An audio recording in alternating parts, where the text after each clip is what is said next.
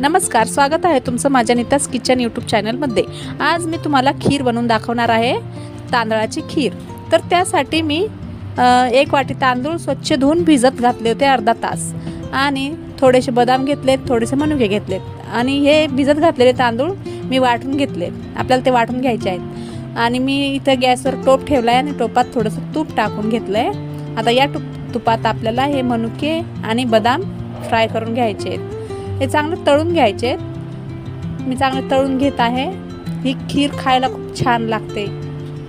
याच्यामध्ये मी त्या पिसलेल्या तांदळामध्ये थोडंसं दूध टाकून मिक्स करून ते टाकून घेतलंय।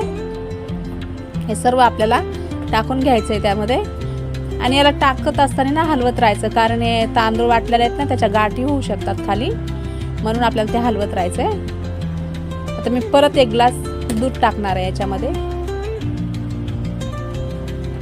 परत 1 ग्लास दूध टाकलं, त्यानंतर मी 1 वाटी साखर टाकून घेतली आहे। परत हलवायचं आहे, त्याला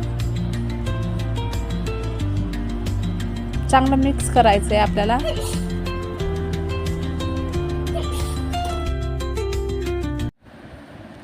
तर ही खीर बघू शकताय बनवून रेडी झालेली आहे। याला आपण थंड करून खाऊ शकतोय किंवा गरम पण किंवा फ्रीजमध्ये ठेवून पण खाऊ शकतोय।